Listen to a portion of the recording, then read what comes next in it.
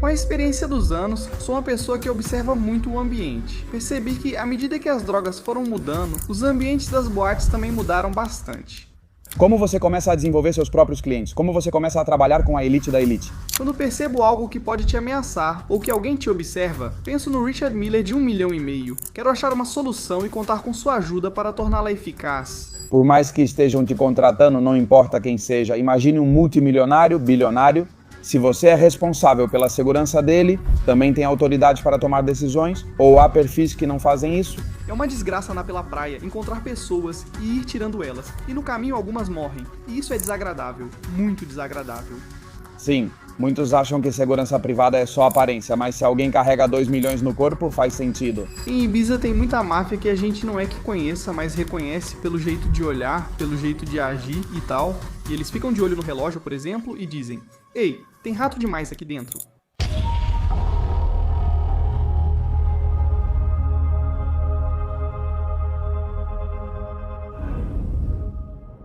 Boa noite a todos e bem-vindos a mais um episódio de La Factoria. Hoje eu tenho aqui um querido amigo, sou um companheiro de batalha que estivemos juntos ajudando na Adana de Valência. Foi lá que nos conhecemos e desde então não perdemos o contato. Ele é uma pessoa que tem mais de 15 anos de experiência em segurança privada, em desocupações e é um dos perfis de mais alto nível no mundo da segurança. Aitor Ferrer, como você está, meu amigo? Tudo bem? Muito boa tarde. É um prazer ter você aqui, de verdade. Igualmente. Este é um dos poucos programas que eu procurei e insisti muito para fazer. Quer dizer, ele me disse, mas o que você acha de um podcast, Jota? Eu nunca fiz isso na minha vida. E aí, cara, faz esse favor para mim. E ele disse, beleza. Fui eu que insisti na entrevista, pois quando o conheci, toda a sua experiência e histórias me pareceram espetaculares. Bom, Aitor, conta um pouco para a audiência sobre... Bem, Aitor é uma pessoa que agora mesmo tem 38 anos. Comecei nesse mundo desde os 16 anos trabalhando em boates, que foi aí que tudo isso começou a me interessar. Um pouco de como funcionava a questão da segurança com controle de acesso, como os artistas entravam nas boates, o que acontecia antes, o que acontecia depois. E com tudo isso, aos poucos fui me formando, fui aprendendo e o tempo foi me dando experiências, foi me dando muitos serviços. E no final, chegamos até o dia de hoje. Obrigado. Você é um profissional muito requisitado em Ibiza. Sim. Quer dizer, Ibiza, olha só, Ibiza, ou seja, Aitor, como você vai para Ibiza? Como você decide ir para Ibiza? Vamos ver, minha época em Ibiza tem várias fases, porque eu comecei como segurança. E para a empresa em que eu trabalhava naquela época ficou um serviço bastante importante que era o Bora. E é aí que eu chego em Ibiza, para poder resolver tudo o que havia naquela boate, porque esse pessoal se dedicava, digamos assim, mal dizendo, a limpar as boates. Porque naquela época, em 2006, havia 800 brigas por mês, era uma barbaridade o que acontecia lá. Então essa empresa se dedicou a limpar e eu conheci a ilha graças a esse serviço e ao que aconteceu no Bora. Ou seja, te contratam para limpar, quero definir limpar, você se refere a arrumar o desme, correto? Arrumar aquela boate. Todos os dias tinha briga, facada, até quebravam os balcões. Faziam de tudo e não sabiam como controlar isso. A empresa onde eu trabalhava era especialista em resolver esse tipo de situação. E o dono do Bora contratou essa empresa e essa empresa levou eu e mais um grupo, umas 8 pessoas, para que durante o verão a gente pudesse parar com tudo isso e conter de alguma forma, para que a boate voltasse um pouco ao normal e as pessoas pudessem aproveitar e não ficassem o tempo todo vendo brigas. Pergunta, que protocolos vocês seguiram para resolver aquela bagunça? Porque muitas vezes, dentro da segurança, tem gente que acha que os seguranças às vezes abusam um pouco do poder que têm. Também me coloco nessa situação e penso, se você não tiver controle e domínio, dentro dessa sala com 500, 200, 1000 pessoas bêbadas, se perde o controle. Olha, é isso. Temos que entender que o Bora não era uma sala. O Bora era como um clube na praia e o acesso era por milhares de lugares. Então não era fácil, porque primeiro era preciso identificar os grupos, porque principalmente eram ingleses e alemães, e entender um pouco o que estava acontecendo naquele lugar. Por que ocorriam as brigas? Quais grupos estavam envolvidos? Se eram hooligans, pessoas comuns ou despedidas de solteiro. E por que nós não começávamos a briga, nós apenas tentávamos pará-las e afastar as pessoas que vinham com intenção agressiva para que não provocassem outra briga. Por exemplo, protocolo. Aos poucos, realmente foi sendo criado um, mas primeiro tivemos que Fazer um controle de acesso? fazer um controle de acesso muito bom para ir acompanhando. Por quê? Porque agora eu te digo, talvez você não, mas as pessoas que conhecem bem Ibiza e gostam muito da ilha conhecem muito bem o Bora. E sabem como aquilo era. Aquilo era uma entrada. É que aquilo era a praia, ou seja, como você limita as pessoas de entrarem numa praia? Era impossível. Além disso, tinha garrafas de vidro, tinha mesas, cadeiras, as espreguiçadeiras para tomar sol, ou havia muitos objetos perigosos que iam contra a gente. Então lá você presenciou barbaridades. Infelizmente, muitas, infelizmente. É que foram 4 anos, porque o primeiro e o segundo foram muito duros, e o terceiro e o quarto também. Quando as pessoas entenderam como se trabalhava e perceberam que não dava mais, isso foi se espalhando de boca em boca. E no terceiro e quarto ano, mas o primeiro e o segundo, isso foi como ao meu serviço militar. E o que vocês tiveram que executar, ou seja, que ações, as mais graves, ou o que mais vocês tiveram que fazer, para que as pessoas entendessem que ali não era viável? Quebrar o balcão, se machucar com garrafas, criar conflitos e brigas? Vamos ver. É que, claro, eu sei um pouco, mas gostaria que o público entendesse que tipo de violência. Você está acostumado sim a ver, são coisas que as pessoas talvez não entendam muito bem, porque você tem que estar no lugar e ver a violência que eles exercem e de que maneira exercem e o abuso que querem impor. Então, uma vez que você vê esse contexto, é como se você tivesse que igualar as forças, porque você tem que se posicionar. Que uns ingleses de 1,90 m e 115 quilos cada um fizessem 25. Isso você não resolve conversando, não para, evidentemente, nem brincando. E também não dá pra ficar o dia todo brigando, porque no final, a justiça vale pros dois lados. Você pode acabar preso, exatamente, sabe? Então, com o tempo, e com muito boa, principalmente com ótimos profissionais, porque a verdade é que eu não tinha qualquer tipo de companheiros, éramos pessoas bastante profissionais, com muita experiência. Eu era jovem, viu? Mas com os 8 ou 9 com quem fui, eram guerreiros, e com as artimanhas de uns e de outros, experiências de uns e de outros. No final conseguimos ir resolvendo, mas como eu te disse, infelizmente, igualando as forças, Ou seja, vocês tiveram que confrontar muitas vezes, muitíssimas vezes. Foi uma batalha campal dos porteiros contra eles até que perceberam que os porteiros eram uma força temível. você conta que talvez havia 20 ou 30 brigas por dia, e que começava uma em uma esquina, e enquanto tinha uma, outras estavam começando em outra esquina. E talvez essas duas brigas acabavam se envolvendo em outra briga e às vezes tudo aquilo se esvaziava por causa das brigas que aconteciam. Porque a droga naquela época não era como a de agora e as pessoas ficavam muito loucas. Isso é algo que com o tempo eu fui desenvolvendo e percebendo como funciona a noite. É verdade, depende do tipo de droga que está rolando. Nesse ambiente, o entorno fica mais ou menos hostil. Uma pergunta. Eu tenho a teoria de que no mundo da noite, a música, o reggaeton, é a que deixa as pessoas mais violentas. Devido ao tipo de droga consumida, E que tipo de droga? e a cocaína e o álcool, pra mim, Cocaína e álcool fazem as pessoas ficarem assim. faz o sistema nervoso das pessoas ficar louco. E ficam mais irritáveis, mais violentos, têm menos paciência e se confrontam mais por causa da mistura dessas duas drogas, porque no final das contas, o álcool é uma droga. Que curioso. Sim, porque hoje em dia você vê em Ibiza que quase não há brigas, porque a droga mais usada é a ketamina. Sim, o pessoal vai lá meio. Vão dormindo, dobrados, você toca neles e mal percebem, estão em outro mundo, pensando em outras coisas. E para os goleiros, vocês preferem assim? Bom, infelizmente a noite se desenvolve muito melhor. Sim, é mais tranquila, porque as pessoas não procuram esse tipo de confronto, não vão atrás de confusão, não vão nervosas, ou seja, não vão alteradas. Vão relaxados, afinal todos sabem o que é citamina e vão bem tranquilos. É anestesia para cavalos, não é? Mais ou menos, e sim, porque também tem o Tuzi. Existem várias drogas sintéticas que misturam um pouco dessa substância. E é que, com a experiência dos anos, porque eu sou uma pessoa que observa muito o ambiente, o pessoal do meu trabalho me ensinou a ficar muito atento a todos os gestos que acontecem nesse lugar. Percebi que à medida que as drogas foram mudando, os ambientes das boates também foram mudando bastante. E é praticamente impossível separar a Ibiza das drogas, ou seja, são duas coisas que andam muito juntas. Infelizmente, sim, infelizmente essa é a fama que cerca a ilha. Que são as melhores boates do mundo, as melhores festas do mundo, os melhores DJs do mundo, os caras mais bonitos, as garotas mais bonitas, a ostentação. No fim das contas, tudo isso faz com que a droga seja uma grande parte da noite e do dia. Porque no final todos conhecemos Ibiza. E no final as coisas saem do controle. E ficam 3 dias por aí e. Desce. Porque emenda com after, com vilas, com tal. Há um monte de coisas que se juntam e fazem com que a noite seja longa, eterna e muito abusiva nesse ambiente. Então vamos voltar um pouco a como você se consolida como um dos seguranças privados de elite. Aí bora, o que vem depois. Como começar a desenvolver seus próprios clientes e trabalhar com a elite? Olha, isso acontece porque, claro, uma vez o Bora me molda muito, ou me dá muita experiência, me dá nome.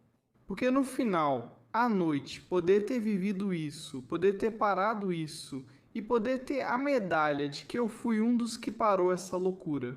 No final, isso te dá um pouco de nome, vai te situando dentro dessa, digamos, dentro dessa sociedade que a gente se dedica ao mundo da noite. Porteiros e segurança privada estão muito misturados. O que acontece uma vez? Eu faço meu nome com isso, como porteiro, porque tem fases como porteiro em que vou me consolidando e vou me mandando com essa empresa para boates mais renomadas, com mais ou menos problemas, mas boates maiores e pouco a pouco. 2 ou 3 anos depois do fim do Bora. Eu tenho uma grande amizade com Rafa Mora e com Iabo Hermida, e eles abrem uma boate em Praia de Alba, claro que colocam o nome de La Mora e Justo. Trabalhava como responsável pela segurança de um shopping na fronteira de La Junquera. Bem, um pouco de tudo. Todo o dinheiro e tudo o que entrava no shopping tinha um controle bastante rigoroso para os proprietários. Então eles me pedem o favor de ser o chefe de segurança dessa boate, e foi justamente aí que eu os conheci. Um dia eles trazem um bolo e eu conheço o Kiko, e aí é quando começo a ver que isso é uma grande oportunidade. Bom, Kiko, faço o bolo para ele. Fazemos um protocolo sensacional, fechamos a rua, conversamos com a polícia, colocamos carros, fazemos um sistema para que ele possa ir. Porque a boate era pequena e mal distribuída, era ruim. Então, para movê-lo lá dentro e garantir que ficasse bem, sem ser incomodado, foi feito um tipo de protocolo onde Kiko ficou muito satisfeito. E quando o show acabou, foi ele quem me fez ir até o hotel e disse: Ei, como você fez isso? Quem te ensinou? Essa é a primeira vez que eu vou a uma boate e as pessoas nem me incomodaram, nem me senti mal. Eu consegui me mover tranquilamente, tinha uma lotação que ultrapassava o normal e eu consegui me mover perfeitamente. Fui ao banheiro e o banheiro estava vazio, fui e o carro estava na porta. Ou seja, como diabos você faz isso? Então ele insistiu que eu fizesse isso em todos os shows. E a partir daí é quando começo a, digamos, me profissionalizar um pouco e ter uma ferramenta ou um cliente com quem eu possa trabalhar, que realmente precisava que esse tipo de coisa fosse incluída no seu dia a dia. Então, essa foi sua primeira experiência como segurança privada, de figuras de alto padrão, de figuras renomadas que realmente precisam de alguém ao lado delas, 24 horas por dia, 7 dias por semana.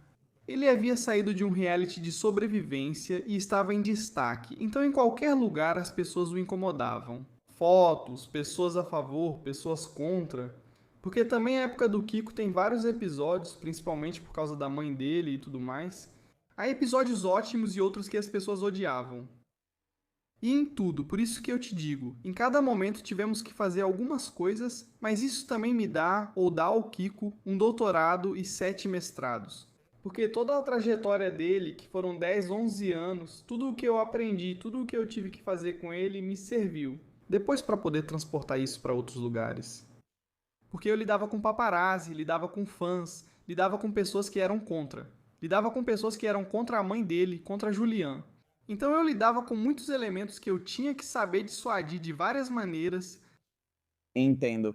Então, aqui você se forma na universidade, Kiko Rivera, digamos. Pra mim sim, porque me dá muita experiência, me coloca nas melhores boates, nas piores, nas melhores cidades do interior, nas melhores festas populares. Ou seja, me dá, digamos, uma experiência de poder trabalhar onde minhas habilidades ou minha forma de trabalhar são expostas ao máximo, para poder ter um ótimo desempenho e cumprir com o objetivo de entrar, sair, show perfeito, não incomodar, sem agressões. E o hotel? E daí você faz a transição, para prestar esse serviço particular para muito mais gente desse calibre e desse nível, correto? Eu saio, digamos assim, isso foi depois de 8 ou 9 anos trabalhando com Kiko. É quando, com um amigo que eu tinha, ele me oferece voltar para a ilha. Voltar para a ilha para fazer o que eu fazia com o Kiko. Porque lá tem muita gente que precisa desse tipo de serviço. E com a experiência que eu tenho, o porte que eu tenho e a idade que eu tenho, seria uma opção muito boa. Então eu, ainda trabalhando com Kiko, me mudo para a ilha para fazer isso. E com conhecidos e amigos que ficaram da época em que eu estava no Bora. Eu me reúno com eles de novo e são eles que começam a me ajudar. Como a oferecer serviços? No fim, começo trabalhando porque, como tudo na vida, não dá para só rezar para o santo. Começo a trabalhar para pessoas que passam a confiar em mim pelo que eu já trazia. Então veja, eu tenho esse cliente, vem, esse senhor, vem não sei quem, para que eu pudesse prestar esses serviços para essas pessoas. Qual é o perfil do cliente que contrata segurança privada em Ibiza? Ou seja, ou existem vários perfis, vamos falar um pouco sobre eles aqui. Queria te perguntar outra coisa. Vamos falar dos perfis e da regra não escrita da segurança privada. Vocês são uma tumba, é como o padre no confessionário, não se pode falar nem de você. Mas ir e ficar calado, isso você tem que levar a sério se nesse mundo você não tem espaço. Porque o que um cliente mais procura é privacidade, porque junto com ele você vai ver coisas, vai experimentar coisas. E você vai a lugares onde evidentemente ele não quer que ninguém saiba. Porque todo mundo tem sua privacidade e é muito difícil fazer algo levando alguém que pode te dedurar, entende? Você tem uma mulher e vai para a zona. O que acontece? Muito, claro.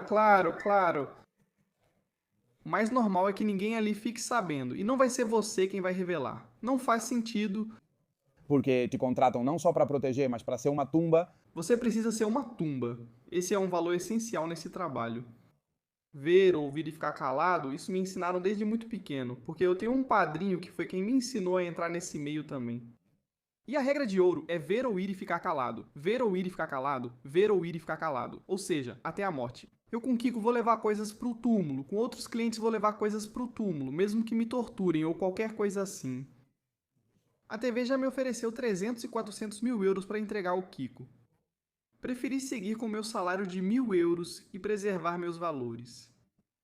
Poxa, tá vendo? Quer dizer, que sacanas, né? A televisão. Sim, eles são muito filhos da puta. Falando claro, jogam muito sujo. Porque eu vivi isso em primeira pessoa. Em muitas situações eles jogam muito sujo. E Hector, como você vai fazendo a transição de perfis um pouco mais baixos para perfis, já que eu sei perfeitamente que tipo de gente você já gerenciou? Com a experiência e o boca a boca desses clientes, você acaba atendendo um cliente de perfil mais alto.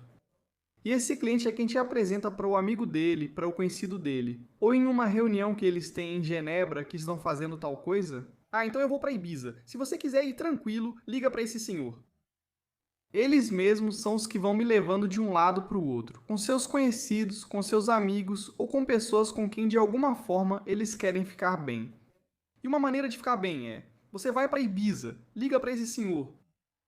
E a partir daí fui conhecendo muito mais diversidade de tudo, de empresários e pessoas que realmente precisavam estar bem acompanhadas, na ilha. Sim, e lá pode ter desde políticos até jogadores de futebol. Que tipo de perfil você menos gosta? E qual mais gosta de ver? Detestar talvez não seja a melhor palavra. É a palavra. Qual é o perfil que mais dá problemas? Aquele que, digamos, não tem dinheiro e em vez de um segurança quer um brutamontes?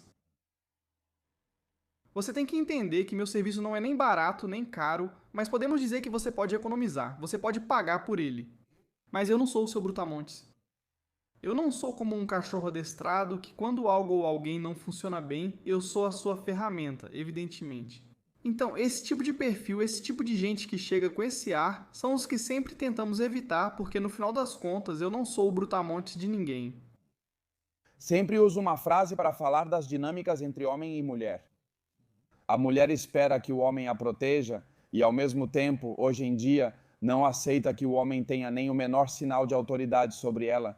Quero extrapolar esse conceito para a segurança privada. Por mais que estejam te contratando, não importa quem seja, imagine um multimilionário, bilionário, você, se for responsável pela segurança dele, também tem certo grau de autoridade na hora de tomar decisões.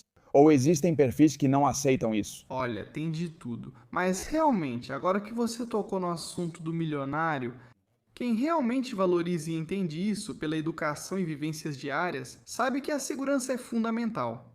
É um investimento, não um gasto. Ao enxergar a segurança assim, você realmente aproveita os benefícios. Quando vê como gasto, perde esse potencial. Quando tudo que a segurança faz te incomoda, pois vê dinheiro sendo gasto sem resultado e alguém assim te contrata, ela sabe para que serve. E você? Sobre as conversas anteriores, não é só dizer vem às 6 na minha casa e vamos sair. Não, não há uma comunicação, há algumas entrevistas, existe uma forma de trabalhar e é aí que se define. Em quê? Em certos momentos, inclusive, há esses sinais, ou seja, quando eu vou com você e estamos juntos, porque, claro, sua privacidade é primordial, então eu preciso manter uma certa distância de você. Não posso ficar o tempo todo aqui, então existem sinais.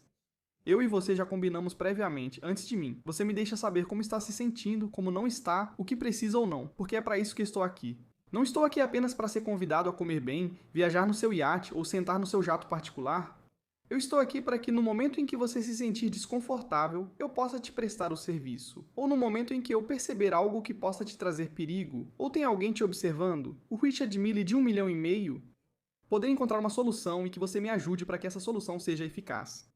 Claro, porque o perfil que te contrata é esse, né? As pessoas pensam, segurança privada é só para ostentação. Mas claro, se uma pessoa carrega 2 milhões no corpo, Tem muitos assim.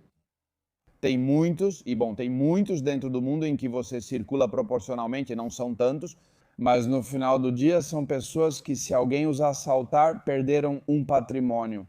Um descuido, ou seja, mesmo que você não acredite, tem gente que, pelo que você falou, para carregar 2 milhões ou 1 milhão consigo, usa uma jaqueta de 20 mil euros. A distração, você tem que estar sempre atento à distração, ou seja, você tem que ficar muito atento ao cliente, não só ao redor dele, mas também a ele mesmo. O celular dele tem muito dinheiro, ele não pode perdê-lo. Nem brincando? Claro, os cartões de crédito e a carteira dele. São muitos fatores. Que você está ali, não só para quem está observando, mas você tem que observar ele também para ver o descuido que ele tem. Porque quando se sente seguro, ele relaxa, pois contrata uma segurança justamente para isso, para não precisar ficar atento. Então, dentro desse ambiente, eles relaxam e você tem que estar ali. É quando você tem que ficar mais atento. Onde ele deixa o celular? Onde está a carteira? Olhar o relógio a cada 3 minutos, você tem que ficar observando quando eles estão usando um relógio, porque às vezes eles nem estão, certo? Hoje existem correntinhas quase invisíveis que valem 50 mil euros. Você olha-se e pensa, que correntinha é essa? Não vou gastar nem o valor de 5 anos de aluguel nisso, entende? É preciso atenção a muitos detalhes, pois ele relaxou. A partir daí, é preciso intensificar o trabalho, pois é nesse momento que você atinge o objetivo pelo qual foi contratado. Relaxar, então você tem que estar um grau acima do que quando não está relaxado. Ou seja, isso também é importante? Vocês têm combinado quando ele deve deixar a mente de lado e colocar no piloto automático para te seguir em caso de perigo? Ou seja, isso está certo? Principalmente quem confia nos seus serviços. Quem só está de aparência não te dá muita atenção, certo? Relate uma situação em que você disse, é melhor irmos embora, e as pessoas te ouviram. Quando eu vejo, por exemplo, é isso que eu te falo. O típico garoto que agora faz um pouco de música, ganha um dinheirinho e fica se exibindo muito e tal. Em Ibiza tem muita máfia que a gente não é que conheça, mas reconhece pelo jeito de olhar, pelo jeito de agir e tal. E eles ficam de olho no relógio, por exemplo, e dizem: olha, tem rato demais aqui dentro. Ou a gente vai embora, ou você me dá o relógio e ele some, porque o relógio tem que sumir daqui. Ou eu mesmo faço isso. Sumir de boa, ou teremos problema, e eles farão o relógio sumir. Não acontece nada, e quando o relógio toca, ele desaparece. Isso já não é mais responsabilidade sua? Claro, quando você já avisa o cliente que algo está errado e que ele precisa assumir responsabilidade pelo que ocorre. E ele tem que deixar que o que contratou faça seu trabalho e confiar nos serviços que contratou. E diz que não, então quando diz, então o que eu faço aqui? Você não está lá para se arriscar por ele enquanto trabalha. Vamos ver se o cliente faz isso e, indo além, se ele realmente vale a pena e respeita seus serviços. Faço o que pedem, mas não vou deixar ele me esfaquear. Falo sério. Mas quando ele não cumpre o acordo prévio que vocês têm ali, já deixa de ser sua responsabilidade? Tudo depende da atitude. Se for arrogante, pra mim tanto faz. É quando você mesmo entende que esse cara não queria um segurança, esse cara queria um sujeito de 2 metros para se exibir. E que todo mundo veja isso como uma aposta, como um teatro. Como dizer, eu estou aqui e não só você me vê, mas também vê quem eu trouxe. 2 caras de 2 metros, mas você nem liga para eles, você só tem eles para exibir mesmo, né? Então, é o trato que você mencionou, o trato do Jeffrey? Sim, como eu disse, às vezes um bom cliente pode ser um Jeffrey. Não tem problema, você pode oferecer boa segurança em certo momento. Já aconteceu comigo, não sei o que ele vê ou compra. Isso não tem problema. Um serviço dura muito e cabe muita coisa. Mas quando você percebe que na verdade ele não quer segurança, e sim um teatro, é aí que realmente. Se você gosta de segurança, passeios, ser convidado para comer e tirar fotos nesses lugares, então é isso mesmo. Tudo certo, não critico nada, mas se você preza segurança, pensa: o que estou fazendo aqui? A questão é que muitos desses perfis, na verdade, não precisam de segurança. Eles fazem isso para exibir status. Ou para tentar exibir, né, ter um status, porque talvez não tenham o dinheiro, ou não tenham o perigo, ou não tenham o que deveriam ter. Ter 2, 3 ou 5 caras cuidando de você não é só para evitar que roubem seu relógio. Há muitas outras situações, viu? Qual foi o perfil, sem mencionar nomes, que você diria que realmente esteve mais em perigo? Quando foi? No momento em que mais segurança ou mais perigoso ou difícil foi para você proteger um cliente? Olha, como eu já te disse, não falo nomes de casas, não falo nomes de clientes. Também não vou dizer em que época, mas eu já tive uma pessoa muito influente. E a verdade é que esse serviço, que durou 15 dias, foi um dos serviços que realmente colocou à prova todos os meus 15 anos de trabalho. Se eu estava pronto para isso ou não, porque, por exemplo, a gente se movimentava. Quer dizer, o cara tinha muito dinheiro e estava sendo perseguido. Era bilionário? Não muito, quer dizer, você percebe isso, você percebe porque ele comprou. Bom, alugou em 15 dias, durante 15 dias, casas de 250 mil por semana a 5. Ao mesmo tempo, trocávamos de carro todo dia, a cada dia e meio ou a cada 6 horas, dependendo do movimento. Nunca ficávamos mais de 3 horas em nenhuma casa, em todas as casas se fazia comida, jantar, almoço e tudo, porque nunca sabia em qual casa ia estar. Estávamos o tempo todo em movimento, o tempo todo em movimento. Às vezes nem mesmo a segurança, porque ele realmente fez círculos de segurança, um círculo mais interno, outro mais externo e outro ainda que englobava o que eram as casas. Às vezes, mesmo nós que éramos mais próximos dele não sabíamos nosso destino. Ou seja, ele camuflava tanto os movimentos dele que até o último segundo dentro do carro, nos movendo, a gente não sabia em qual casa íamos entrar. Esse homem poderia estar sendo procurado?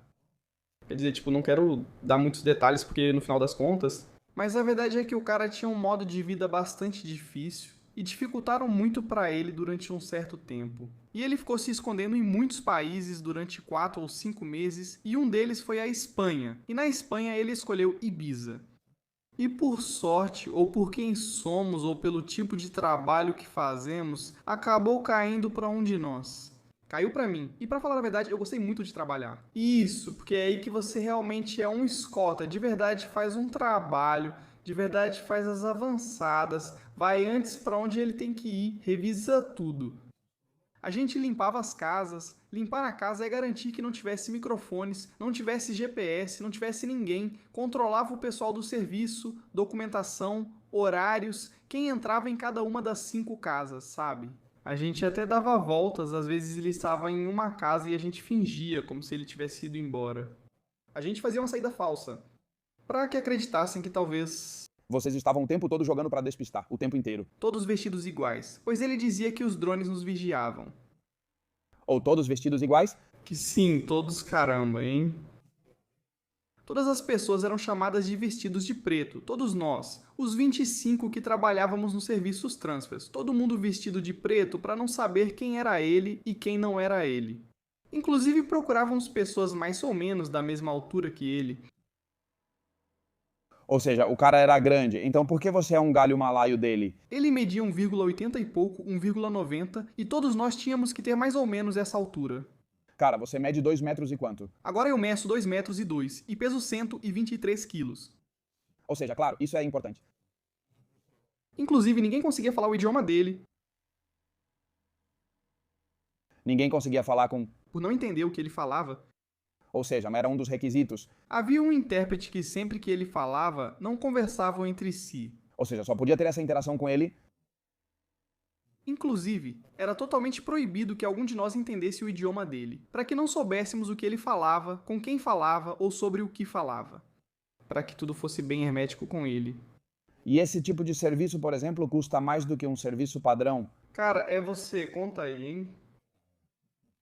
Primeiro, porque ele valoriza esse serviço sim, cara. Segundo, porque ele precisa. E terceiro, porque ele tem capacidade de pagar bem por tudo que envolve, ou pelo bom serviço. Não falar sempre está no seu lugar, ou seja, tudo que envolve isso no final é pago. A verdade é que a gente cobra muito bem. Sim, não, é isso mesmo, muito bem. Que além disso ainda tem a gorjeta, ou seja, isso é outra coisa que nesse mundo às vezes a gorjeta é mais valiosa do que o dinheiro pelo serviço. Sim, né? Muita gente. É quando percebe que o cliente está satisfeito, não pelo que ele paga. No fim, tudo tem um preço, como comprar um carro. Ele vale o que vale? Mas se você depois de 10 anos com o carro nunca teve um problema, para quem te vendeu ou para quem fez, vai dizer: "Olha, graças a esse carrão, não tive problemas, nem precisei pagar consertos o tempo todo". Então, quando um cliente recebe você oferece um serviço muito bom, ele se sente bem e normalmente eles te recompensam com boas gorjetas. Ou seja, às vezes até dobra ou triplica o valor do serviço. Claro, é que você no final ele não se sente. Pessoas com dinheiro geralmente o têm por entenderem como as coisas funcionam, não por serem tolas. Tudo tem um preço e você paga o preço normal. Ele entende que um serviço de 12 horas pode ter um valor, mas se o serviço for excelente e ele ficar muito satisfeito. É quando ele diz: "Toma, eu valorizo isso e te pago ou o mesmo ou menos, ou 10 ou isso e eu". Mas sempre tem, ou seja, dentro desse mundo sempre tem a gorjeta. E é aí que sim, sempre, sempre, até dele, e com todo o respeito, até de quem não precisa. Que você está levando ele ao banheiro e tal, quando ele te dá gorjeta são 50 ou 100, não sei, Sim, mas geralmente. sempre te dão gorjeta. Aitor, eu te amo. Antes de passar para outro assunto muito importante, quero te fazer uma pergunta. Quais são as melhores histórias que você pode contar aqui no programa? Dentro do mundo da noite, dentro do mundo da segurança, em MIG, Olha, melhores é o que eu te digo. ou piores também. Olha, Eu tenho uma do Bora que é muito desagradável, mas quero falar das melhores. No fim, é o tratamento que você recebe, pois nesse tipo de serviço o atendimento é sempre excelente. Porque no final você está em ambientes muito bem cuidados. E a questão da comida, a questão da hospedagem, o fato de respeitarem seus treinos, não sei. Para mim isso parece uma curiosidade. Por quê? Porque no final, o estilo de vida que trabalhar para esse tipo de gente te permite ter é agradável, entende? E isso, mais do que talvez me darem uma certa quantia de gorjeta ou tentarem me presentear com um relógio Rolex. Ou estar em uma festa onde só com decoração gastaram 2 milhões de euros. Só em decoração, tá? Ou que as garotas que eles trazem de outros países, se não gostam, levam de volta no jato particular e trazem outras. Para mim, mais do que isso, é o tratamento que certos clientes te dão, que é o que realmente faz você valorizar que esse trabalho é um bom trabalho. Mais do que dizer, bem, eu posso te dizer que não sei disso. Talvez eles gastem 300 mil euros em uma casa. Que na casa tem anões, depois tem médicos, tem os melhores chefes que trazem os melhores DJs. Que tem para fazer sua festinha, porque no final é uma festinha para 100 pessoas, mas gastaram 3 ou 4 milhões para fazer a festa para 100 pessoas. E isso a gente vê o tempo todo, mas para mim isso é normal. Anedota, é o lógico. sim, é o lógico. Dentro deste mundo, É lógico, se não for, não faria sentido, porque se não for, é como um músculo, eles mostram o músculo. sim. Uma pergunta. Você acha que eles fazem isso porque realmente querem essa festa ou geralmente é uma demonstração de status e poder? O que você acha? Tem um pouco dos dois, porque no seu aniversário você também quer que seus amigos estejam bem, porque no final das contas é preciso se destacar entre essas pessoas. No final, o que ele faz é cuidar dos amigos dele, não convida pessoas que não conhece, não faz a besteira de cobrar entrada. Não, não são amigos dele, mas clientes, pois também tem seus próprios negócios. E é uma forma de mostrar para eles que a vida deles está indo bem, e que enquanto a vida deles vai bem, ali eles vão ser cuidados. O que ele representa, porque cada festa diz muito sobre como é cada pessoa, porque depende do tipo de comida, do tipo de cuidado, do tipo de marketing, do tipo de DJ, do tipo de tudo. Tudo isso marca muito a personalidade desse cliente. Então é como dizer: essa é a minha festa, essa é a minha forma de cuidar de vocês e essa é a minha forma de mostrar quem eu sou. Sim, você está aqui nisso em que gastei 3 milhões e te convidei. Sinta-se especial e crie um novo vínculo com eles, certo? Entendi. Qual foi a situação mais desagradável que você já viveu? Ah, já tive pessoas morrendo nas minhas mãos, como assim? Quer dizer, a droga é muito ruim, como todos sabemos, e já morreu bastante gente nos meus braços. E sobre a dose, sim. Você é totalmente contra drogas? Depois de não só por isso, mas por muitas experiências na minha vida, não só a noite me marcou muito. Mas todos temos nossa vida pessoal e as drogas nunca fizeram parte da minha. Com isso ficou ainda mais claro. Então, na época do Bora, infelizmente, andar pela praia, encontrar pessoas e ir tirando elas de lá, e no caminho elas acabam morrendo. E isso é desagradável, muito desagradável.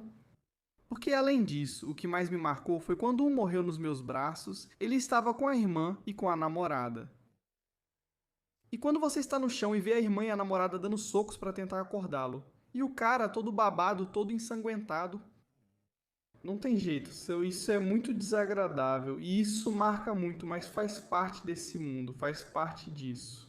Alguns dominam bem as drogas, outros infelizmente não, perdendo o controle, enquanto alguns aproveitam, né? Eu já vi gente, desculpa, eu já vi gente, e agora isso? Mas, eles têm um controle absoluto da droga, depois fazem seus exames, tomam seus soros.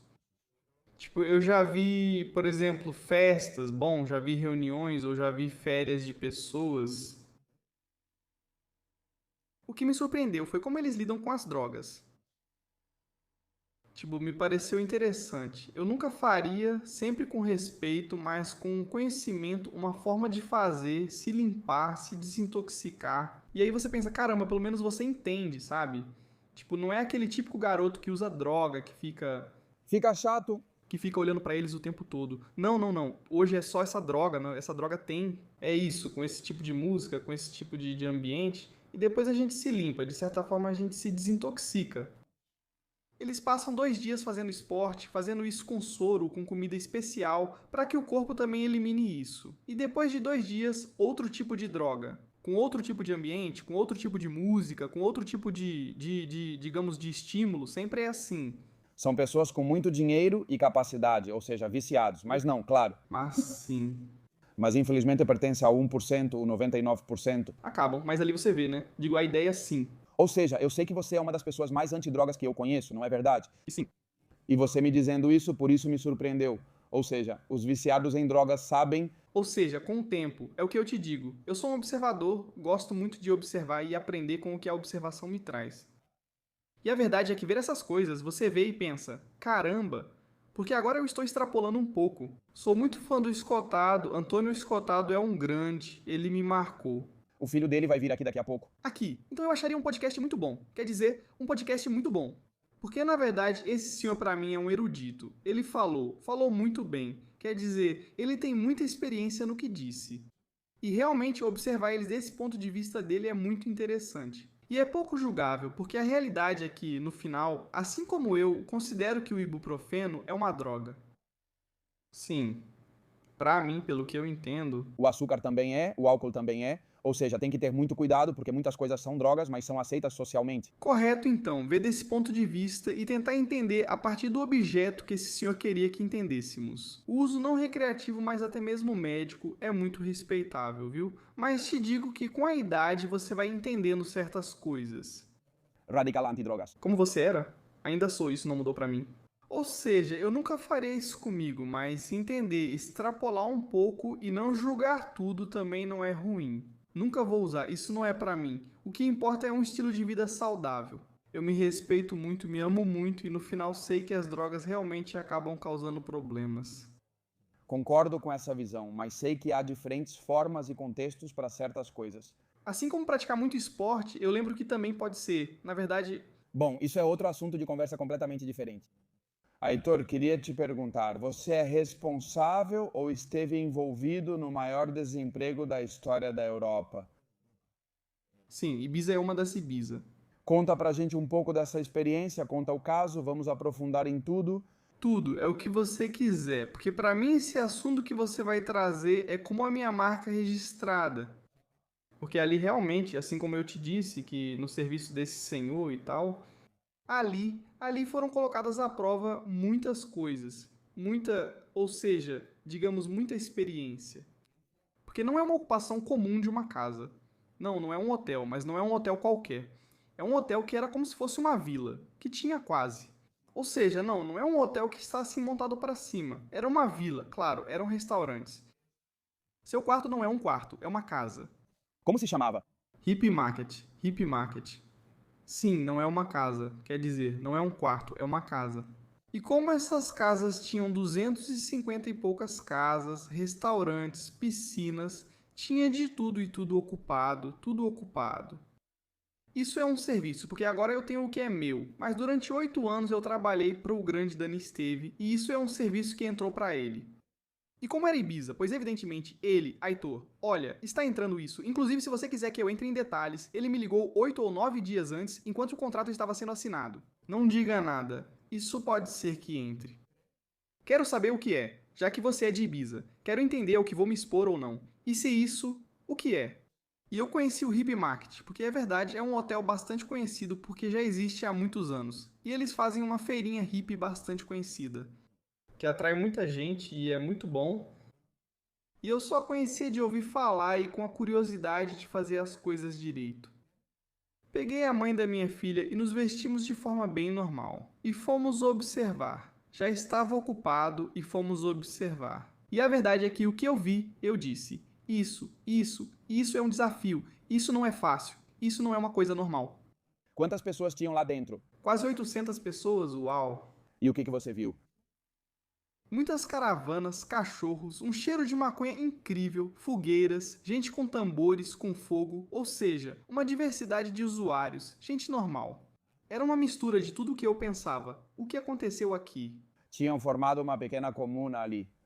Eu te digo, é que eles eram os donos de tudo. Se as cercas estavam quebradas, eles destruíam tudo. Costumo entrar, o que era a recepção saqueada, toda saqueada, a recepção, computadores, tudo saqueado. Vou ser sincero, isso acontece comigo? Sim, mas por favor, não conte a ninguém, pois o contrato ainda não foi assinado. E no dia em que o contrato foi assinado, 7 ou 8 dias depois, ele me ligou e disse: Vamos com tudo, mas preciso ir movendo isso aos poucos.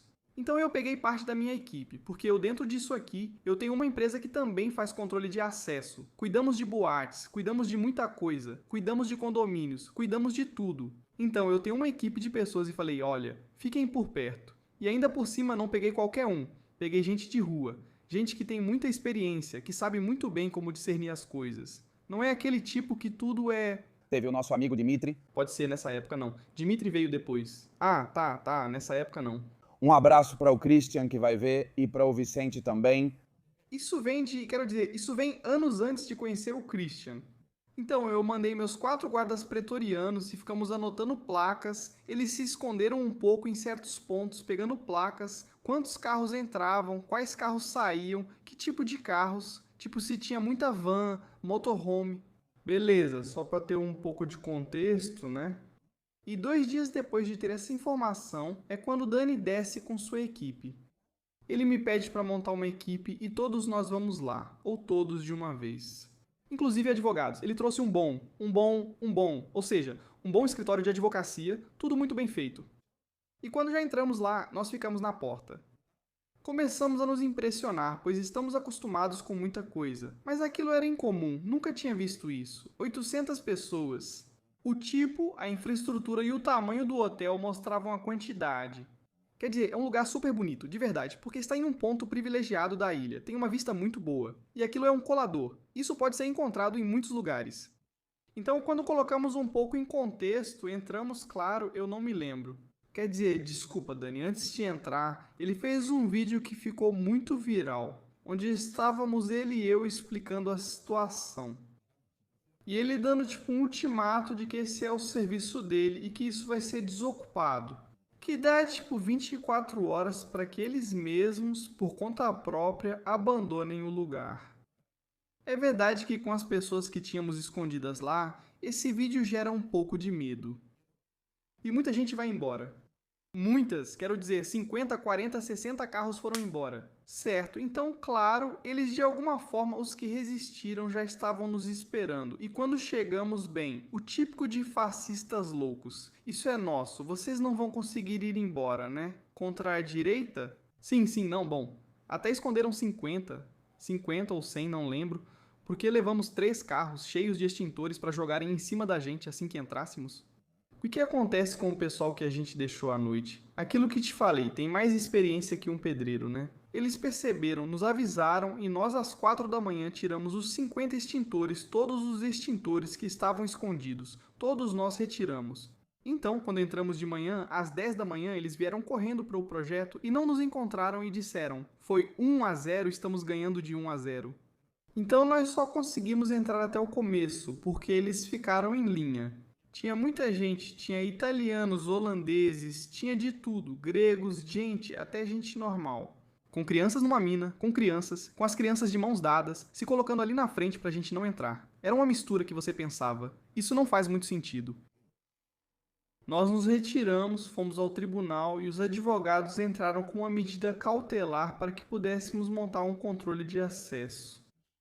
Porque no final é uma propriedade privada, eles não têm permissão para fazer nada ali e o proprietário tem o direito de mandar. De quem entra e quem sai, principalmente quem entra e quem sai, certo? Então, nós nos sentamos em círculo e estruturamos um controle de acesso de 80 pessoas. 80 pessoas com 16 cachorros. Porque no final um controle de acesso não se faz com todo o respeito. Os 4 seguranças de acesso são vigilantes de segurança privada registrados no Ministério do Interior com identificação.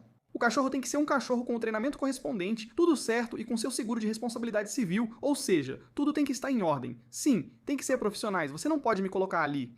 Não é necessário ir à segurança privada, basta pedir permissão, informar o tipo de vigilante, número de identificação e horário de trabalho. O tipo de cachorro, o cachorro tem que ser um cachorro pronto em 10 minutos pelo que ele tem que oferecer. O cachorro tem que estar vacinado, tem que ter tudo. Isso não é um sistema de... Mas nós, com tudo o que tínhamos lá na ilha, conseguimos organizar em 8 ou 9 horas. Então organizamos esse controle de acesso e foi aí que começamos a controlar. E aí começa o protocolo. Foi então que passamos a distinguir quem era bom, quem era mau e quem estava por necessidade, pois faziam negócios e alugavam quartos. Eles estavam preparando a maior rave da Europa, porque na parte de trás tinha tipo uma piscina, um teatro onde eles faziam as coisas. Eles queriam fazer uma rave como a que ocorreu agora em Albacete, reunindo pessoas de toda a Europa. Em Ibiza era para o final do ano. Entramos e fizemos o serviço em dezembro enquanto preparavam tudo. Então estragamos a maior rave da Europa. Estragamos tudo para eles. Então é verdade que montamos o controle, começamos a perceber eles vieram meio que em massa para desmontar o controle. Mas como estava tudo legal, com apoio policial, eles entenderam um pouco que aquilo que estávamos fazendo, a gente podia fazer. Outra coisa é como a gente entrava lá dentro, o que faríamos depois e como desenvolvemos a desocupação. Isso já é algo que, claro, Dani fez tudo isso, fez bem o seu trabalho e já me deixou como responsável. E ele me disse, você me liga a cada 2 ou 3 horas, me mantém informado de tudo. Mas você se encarrega de fazer isso dar certo, ou seja, de fazer isso avançar, ou de fazer com que eles saiam daqui. As duas coisas andam juntas. Então, claro, nós fomos entrando aos poucos, deixando 40 caras na porta e o resto com equipamentos. Fomos indo devagarzinho, ir entrando, pegando como se fossem missões, né, pra gente se entender. Tinha umas vans que eram da propriedade, que eles queriam recuperar e o primeiro era poder recuperar as vans. Porque no final, uma van que você não deixa sair, você está roubando. Então a gente foi negociando com certos ocupas, para que eles aos poucos fossem nos cedendo. Porque a gente não precisava da permissão deles para fazer algo que realmente já tínhamos permissão. Mas para evitar que houvesse focos de violência fortes, tá? Porque realmente tinha gente muito ruim, tinha italianos, tinha máfia, tinha gente ruim, inclusive. Dias depois, assim como encontramos os 50 extintores dias depois, encontramos arpões escondidos para lançar arpões de pesca. As novidades, sair à noite, quebraram todas as lâmpadas dos postes, porque isso é uma vila. Então havia ruas, tinha de tudo, tinha nomes de ruas. Você se comunicava ou marcava de se encontrar, porque é a rua tal, então era uma vila. Então eles foram nos sacaneando, por assim dizer, e acabaram com toda a luz para que à noite a gente não pudesse passar por ali. Então, foi aos poucos, é isso que eu digo. Fomos identificando pessoas vulneráveis, máfia, gente que fazia negócios, gente cara de pau, gente, um pouco de tudo. Inclusive, a gente foi separando o povoado, tal zona, tal outra, íamos batendo de porta em porta para identificar o que tinha e o que não tinha, se tinha ou não tinha, porque se não tinha. Tenho a sorte de poder mencionar o Fran. O chaveiro que esteve disponível 24 horas por dia, 7 dias por semana. Como nós, tivemos 26 dias para desocupar aquilo, e cada porta que batíamos não tinha ninguém. Automaticamente trocava-se a fechadura e colocava-se uma câmera dentro. Certo, esse foi um sistema que deixou a gente meio maluco, porque imagina colocar uma câmera dentro e monitorar em 200 casas, né? Pô, claro, sabe? E colocar 200 fechaduras e trocar tudo. E claro, às vezes armavam armadilhas pra gente e a gente batia na porta, não tinha ninguém, mas todo mundo tinha feito cocô dentro da casa por 2 dias. Então quando você entrava, dava vontade de morrer. Pô, filhos da puta, fizeram de tudo com a gente. Às vezes parecem animais. Tô te falando, tinham sinais, tinham, claro. Isso me deixou muito curioso, que em certas casas tinha uma ou duas cadeiras. Eram como sinais deles que a gente tinha que ir descobrindo. Com o tempo fui percebendo, digamos, quem eram os chefes de cada setor, sabe? Porque cada um não falava sozinho, é como se até eles quisessem fazer uma. Eu coloquei uma dessas hípicas neles, que é como uma reunião, uma assembleia. Vamos fazer assembleias, vamos fazer assembleias. Assembleia perroflaútica. A cada 2 dias, assembleias, para chegar a acordos. Queremos ficar porque será nosso, podemos aproveitar e fazer algo bonito para a sociedade. Eles só queriam manter o que outro construiu corretamente, não deixar que fosse embora. Permitíamos as assembleias e seguíamos trabalhando, identificando focos de perigo, especialmente entre pessoas vulneráveis. Porque é verdade, é preciso distinguir o que está acontecendo. O sucesso dessa desocupação é muito importante. Foi fazer as coisas 1, 2, 3, 4 e 5. Por quê? Porque no momento em que você expõe tudo direitinho, desocupamos uma área próxima ao controle de acesso em 5 dias, restando apenas 15 ou 20 casas. Nós conseguimos identificar realmente famílias muito vulneráveis que estavam ali enganadas, que tinham pago para entrar. E é verdade que com todas as informações que você tinha, cada vez fazia mais sentido que aquilo era real. Nós levamos essas famílias para perto do controle de acesso para que ficassem protegidas. Para quê? Os outros se sentiam traídos, achando que ao se juntarem a nós, essas pessoas estavam se vendendo. Para protegê-los, os colocamos nas casas mais próximas ao controle de acesso, para que os vigilantes do controle de acesso pudessem zelar pela segurança deles e não sofressem represálias daquela outra gente que estava fazendo muita pressão, tá bom? Então, uma vez que já pegamos as pessoas mais vulneráveis, porque conversamos com o serviço social e o serviço social. Isso nos ajudou a distinguir se realmente tinham casos abertos de vulnerabilidade, se tinham solicitado vulnerabilidade, se estavam se alimentando na Caritas, se tinham o típico cartão da Caritas, etc, etc. E sim, chegamos a um acordo sobre essas pessoas. Vamos deixá-las aqui por enquanto porque não temos pressa, já que isso vai ficar vazio. Então, é verdade que usamos essas 10, 15 ou 20 casas para abrigá-los, para mantê-los tranquilos. E também para que os serviços sociais atuassem gradualmente, mantendo essas pessoas tranquilas. E nós, pouco a pouco, fomos entrando mais fundo, desfazendo tudo o que era. Pois é, as máfias, os italianos, foi muito difícil para nós. Houve brigas entre eles, houve brigas conosco, jogavam arpões na gente, escondiam taxinhas à noite para a gente se furar. Fizeram todas as maldades que quiseram com a gente, mas conseguimos. Quero dizer, no final, como foi o final? Como foi que no final, apoteótico? Sim, claro, porque eu quero saber o final dessa história, apoteótico, porque dizem que depois de 15 ou 20 dias houve uma mudança brutal. Porque tinha uns italianos que ameaçavam a gente de morte, que iam atirar na gente, que não sei quando, que iam enforcar a gente, que iam cortar a gente em pedaços, que isso e aquilo. E o dia que encontramos esses italianos, eles nos ameaçavam, mas se escondiam. E teve um dia que a uma das nossas, porque a gente ia por tudo, batendo de porta em porta, analisando, vendo quem sim, quem não. Esse se mexeu, esse não. Então, em um momento que encontramos com esses, evidentemente a tensão aumentou. E perderam, então isso foi claro. Mas perderam a confrontação física, perderam, porque eles são maus. Eles vieram pra cima da gente, de verdade. Quer dizer, houve uma espécie de batalha, mais ou menos. Sim, você não gosta de entrar em detalhes quando é nos detalhes que está o interessante. Sim, porque no final eu não estava sozinho. Éramos um grupo de 80 pessoas. É verdade que tivemos que levantar quase 30 pessoas do time para dissuadir esse ataque, porque não eram só 4. E é verdade que quando todo o pessoal, todo o contexto, eles viram Quer dizer, tinha uma parte que resistia. E quando viram que realmente aquelas pessoas eram muito más e vieram atacar.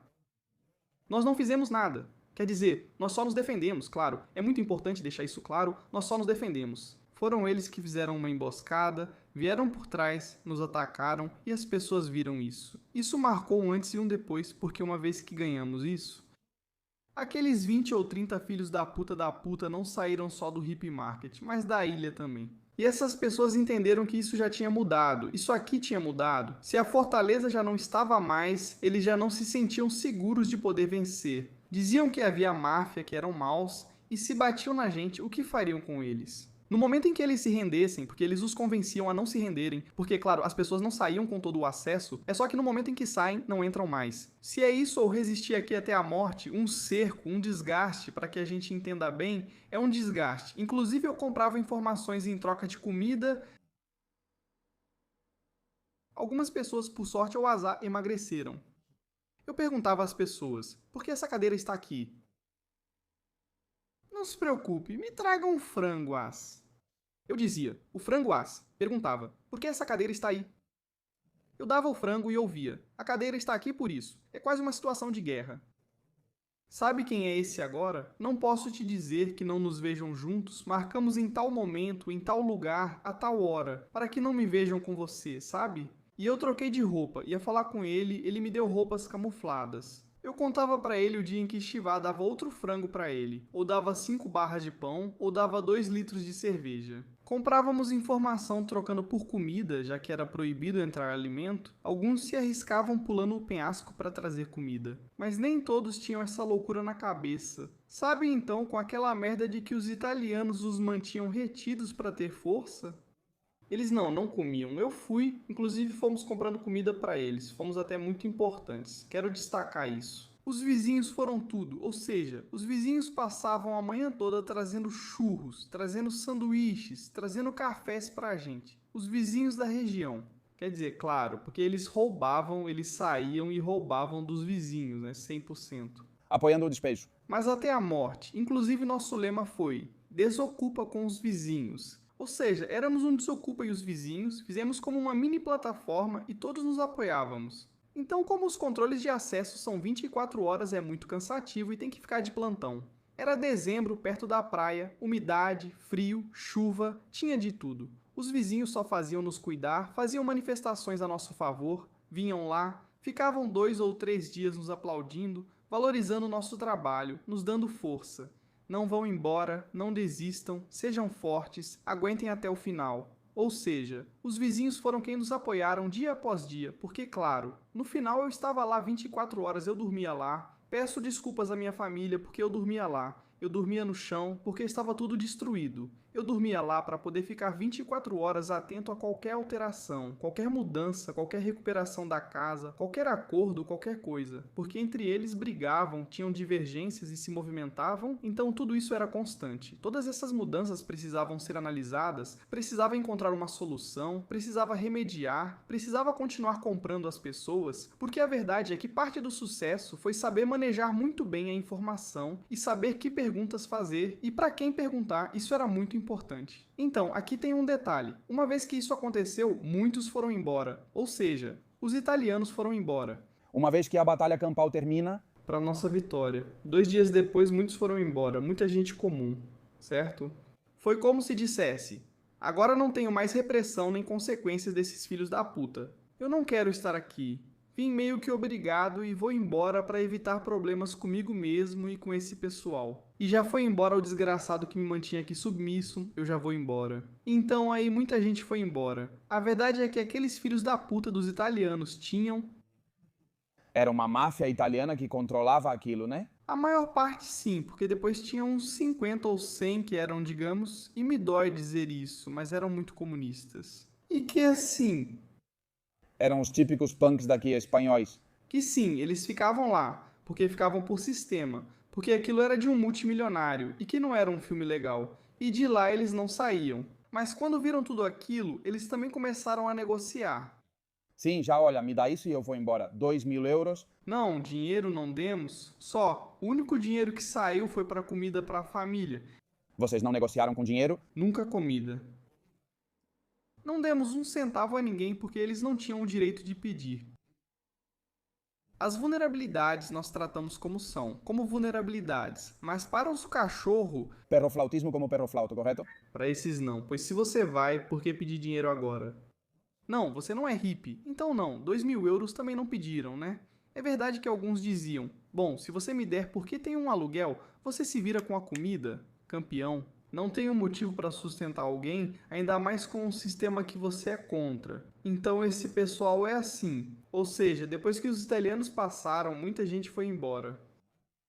Nós recuperamos quase 70% a porcentagem do resort nos primeiros 17 dias e já restava um resíduo. Desses punks que não tinha jeito, certo? E que continuavam com as deles. Continuavam o dia todo bêbados, continuavam o dia todo fazendo besteira.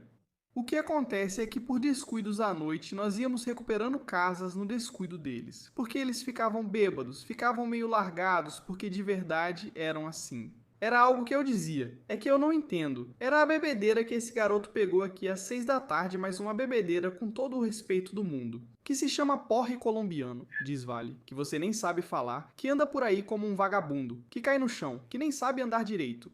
E eu dizia, de tarde, com um porre desses, nem a minha covata em cima, digo. Às vezes eles perdiam o controle de algumas casas.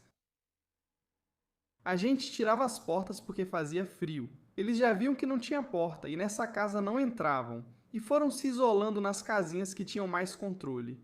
Já digo, pouco a pouco fomos fazendo as coisas assim. Isso é algo que eu quero dizer, porque uma vez já tínhamos praticamente 90% da casa de todo o resort recuperado.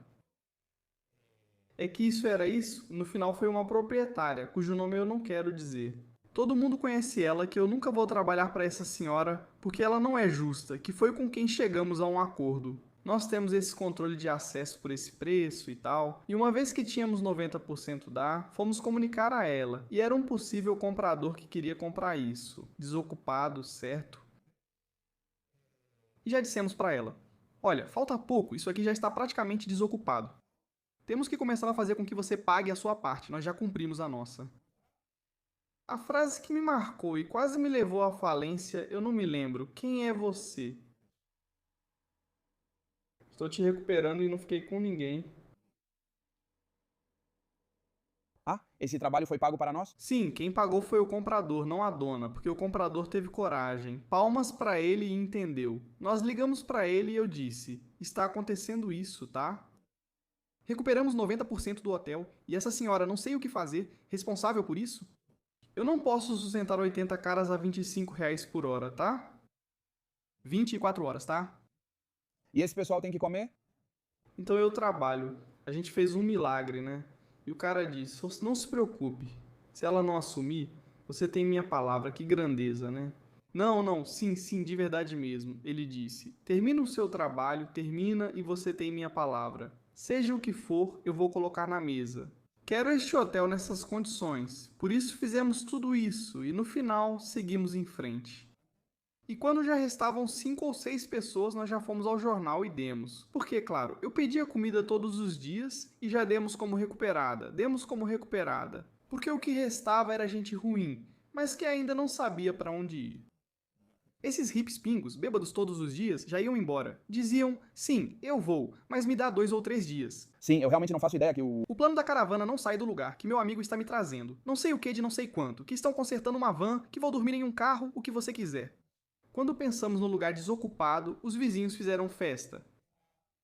Na verdade foi tudo bem intenso, mas para mim foi um marco, porque não foi nada fácil negociar com tanta gente já, viu? Foi muito difícil. Selecionar tudo por partes, dissecar o hotel, qual é a parte vulnerável, qual é a parte agressiva, qual é a parte, e negociar. Inclusive agora que encontrei o cara que tinha a chave mestra, porque todos tinham uma fechadura e havia uma chave que abria todas. E eu não encontrei esse cara. E eu comprei a chave dele com um bife e batatas. Nada, não, eles estavam passando por dificuldades, era como uma situação de cerco, claro. Eles podiam sair, não posso negar a saída para não ser sequestro, mas posso negar a entrada. Desde o momento em que saíam, não podiam entrar de novo. Então muitos diziam, eu não saio, claro, e pronto, eu fico aqui e não saio e ponto final. Mas porque percebemos que aqueles 30 ou 40 da máfia que estavam lá, eles mantinham ele sob controle para que não fossem embora. Que loucura de história, hein? Incrível. E isso foi com Dani. Claro, você foi o Dani e eu cuidei do acesso. Você era o responsável pela área Do controle de acesso, sim, correto. Você era o. máxima autoridade ali. Naquele momento, claro, o controle de acesso foi criado e executado por nós, que éramos responsáveis por nós mesmos. A Polícia Nacional vinha a cada 3 dias conferir placas, horários e se os funcionários eram os cadastrados. Eles precisavam fazer o trabalho deles como nós, e sem problemas, tudo correu bem. Com o apoio de muitos, após 26, 27 dias, recuperamos tudo. Mas te digo, há muitas outras histórias para contar, porque foi assim mesmo. São 26 dias. E tem muitas, mas mais ou menos assim por cima. Algum de vocês se feriu? Sim, correto. Eu levei um corte aqui por dentro com uma garrafada, assim, né? Por aqui, por nós. Ou seja, na emboscada você saiu ferido, é esse corte que você tem aqui? Né? Isso é de pequeno, tipo uma garrafada interna. Ou seja, como estava tudo escuro, nos cercaram e um deles jogou uma garrafa de vidro em mim, me acertou aqui e cortou todo o meu rosto. Mas isso são medidas de guerra que são maneiras. Sim, porra, incrível. Eu ia te contar outro caso muito famoso, era de uma garota que era influencer do OnlyFans. Aí sim já estava nosso amigo Christian, né? Sim, a Daphne. A grande Daphne. E o que aconteceu com isso? Vamos ver. Isso foi uma guerra muito midiática? Principalmente midiática, porque essa garota, na verdade, no começo mostrava uma coisa, mas depois percebemos que ela era maluca da cabeça, era completamente maluca, estava muito mal. Quer dizer, não, a gente fez um controle de acesso porque ela alugou essa casa, não pagava o aluguel e ainda alugava os quartos pelo Airbnb. Que diabos! E o que aconteceu então com a proprietária? Não é que fosse qualquer uma, mas no mundo de Ibiza, ela teve o azar de ser muito conhecida e muito querida, essa menina. Esses proprietários são pessoas muito nobres, muito trabalhadoras, ou seja, muito profissionais no que fazem. E quase todo mundo que trabalha na noite os adora. A adora porque ela é uma pessoa muito boa. Não é bom mexer com as pessoas que se dedicam? Sim, porque Ibiza tem um microclima e é uma cidade pequena. Parece que quem mora lá vive a noite inteira, como se estivéssemos lá há anos passando por várias estações, numa cidade pequena onde todos se conhecem. Então, machucar essa menina, fazer tanto mal a ela, deixar que quase toda a economia dela vá pro lixo só porque você quer enriquecer às custas dos outros, isso marcou a gente e nos envolveu muito mais. A mim, ao Dimitri, ao Vicente. Ah, claro. Vicente esteve. Quer dizer, toda a equipe de Lalana esteve lá. Tudo porque aquilo foi um controle de acesso de quase 15 dias. 24 horas. Aqueles dois malucos, Dimitri e Vicente, aqueles dois malucos não saíram da porta em 15 dias. Bom, Não se moveram, só desciam para urinar e não se moveram. E essa nos deu trabalho. Gritava às 3 da manhã. Estão me mantendo em cativeiro. Eu tentei negociar com ela 50 vezes. Que venha a polícia, nos víamos na frente da polícia, não que a polícia me colocasse no porta-malas e me jogasse em um matagal, umas coisas assim. E no final esse controle de acesso, ainda estamos com processos, viu? Ela me acusou de colocar 1 quilo de droga na casa dela, o que não aconteceu, e quase todos fomos denunciados por violência de gênero. e por abuso sexual? Ela ligava e fazia denúncias contra a Totplan, tipo, porque estava entediada, ligava, começava a fazer denúncias e falava absurdos que não faziam sentido, nem tinham fundamento. Ela perdeu todos os processos, pois não faziam sentido. Ela também denunciou Dimitri? Sim, pra mim e Dimitri, mas é pra não descobrirem. Serve para quem não sabe. Aitor, Dimitri, Vicente, Álvaro Moran, meu irmão mais novo, e Ruama. Ou seja, fomos uma equipe que ficou lá 5 dias juntos, praticamente na Dana, ajudando e tudo mais. Então, quando falamos de Dimitri e de Vicente, falamos da equipe que esteve lá em Paiporta e que, olha, não só em Paiporta, mas também em Catarroja. Estivemos em Albal, em todos os lugares e até fizemos patrulhas noturnas. Isso é o que mais me faz mal. Fizemos patrulhas até à noite para evitar roubos. Apesar do clima mais calmo, foi curioso. Voltando ao assunto da senhora, ela denunciou todos vocês por tudo. Mas por tudo, por coisas sem sentido que ela nunca conseguiu provar. Ela não apareceu em nenhum julgamento, em nenhum dos 7 ou 8 que foram gerados, ela não apareceu em nenhum. Ela já trocou de advogado 7 ou 8 vezes, porque, olha só, não tem julgamento porque ela já trocou de advogado, não tem julgamento porque ela já trocou de advogado, não tem julgamento porque agora ela não tem defesa. É assim todos os dias. Acho que agora temos outros sim, só para garantir que será igual aos outros 7. Que vontade de sobrecarregar o sistema judicial quando há tantas mulheres que realmente precisam dele. Ontem reagi a isso, pois essas mulheres acham que têm autoridade para denunciar o que deveria ser punido. Eu acho que depois de tudo o que já foi comprovado,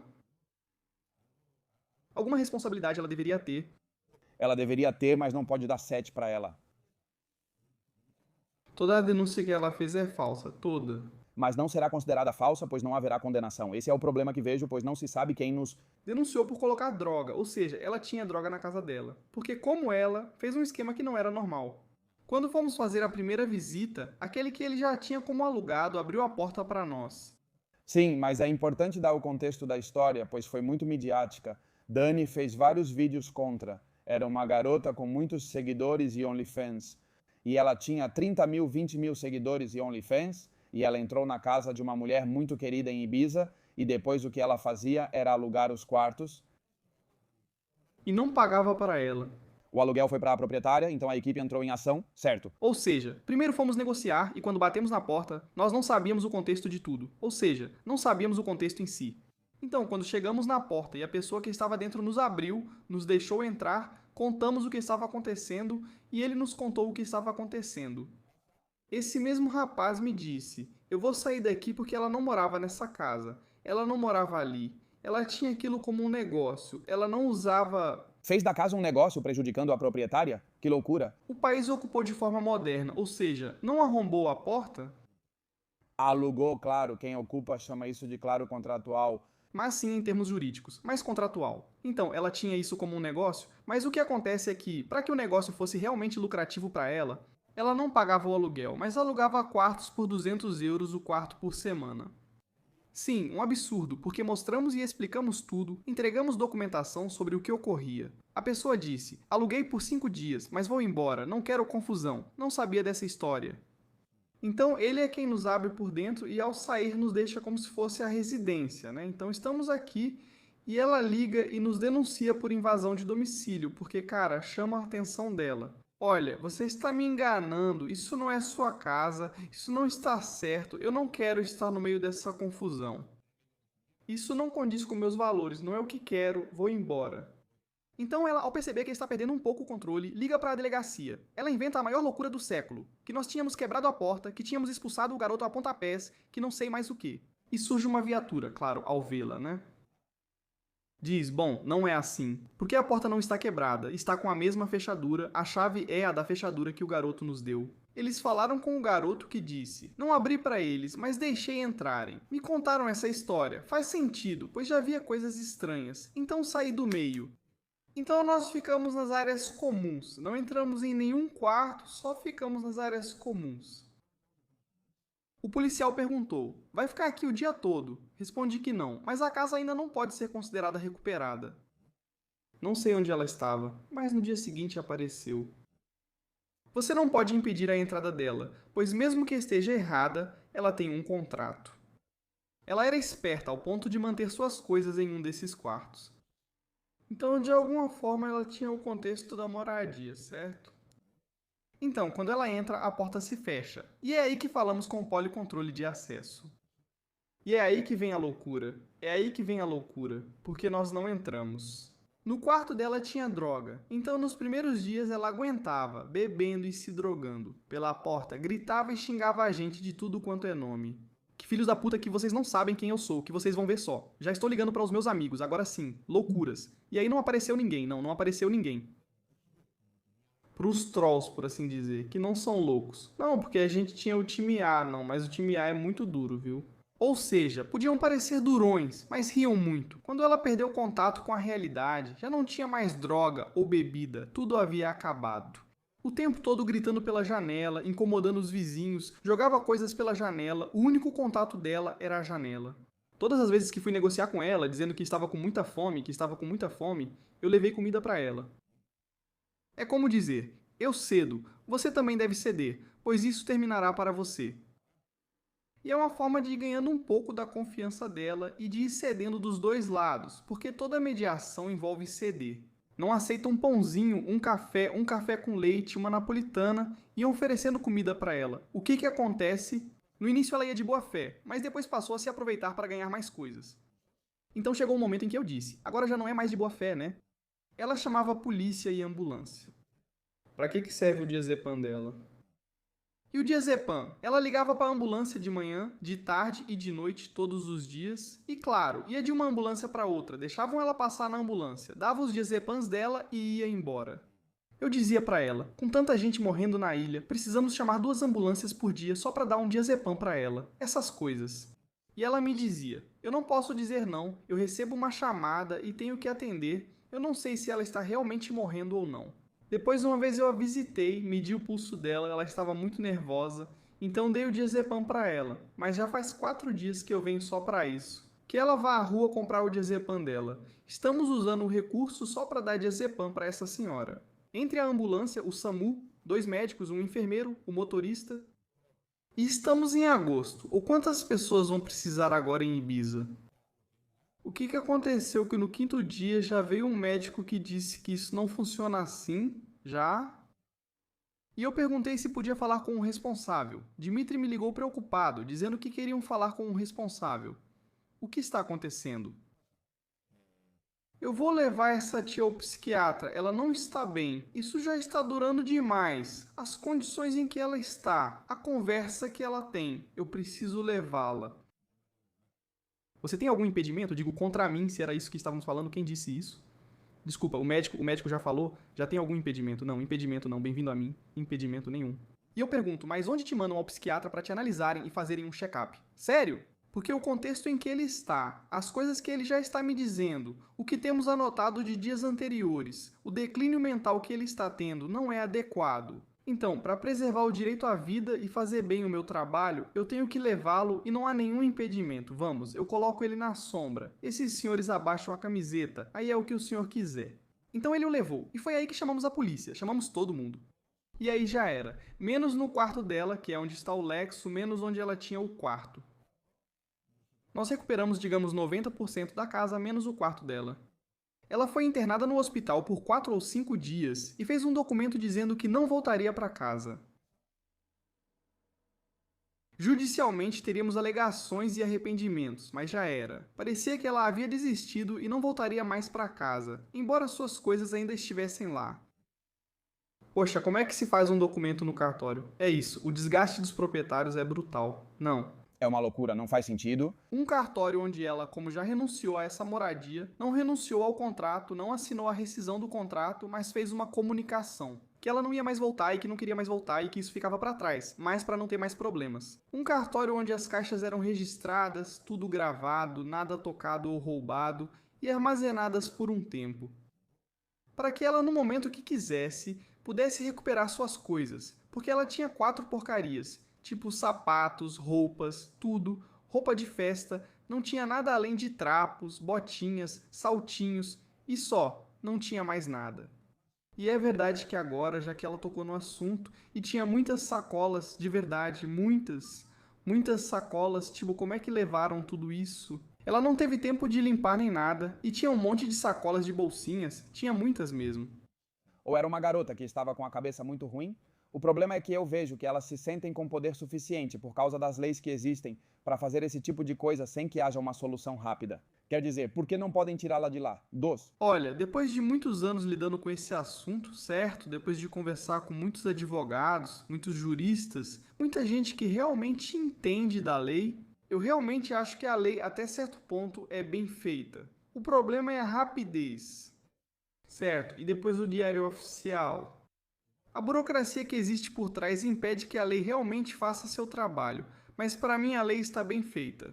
O problema é que ela não é rápida, é muito lenta, porque se você denuncia uma invasão e faz um julgamento rápido no dia seguinte, No dia seguinte a pessoa está fora. teoricamente estaria ali. Tudo é exposto e vê-se que realmente é uma invasão, então aí o juiz tem a capacidade e tem o que precisa para poder tomar uma decisão. Claro, você fala de uma invasão no dia 1º de janeiro e tem o julgamento em 14 de maio.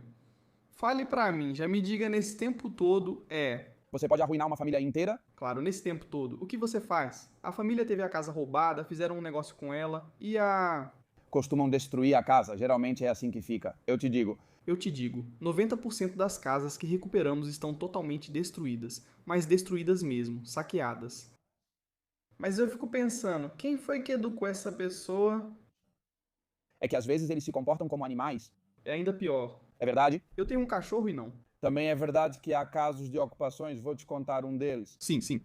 Uns amigos meus viram uma mansão, não vou dizer o nome, e tinha um monte de jovens fazendo festa lá dentro, pichando e tal, e eles disseram: "O quê?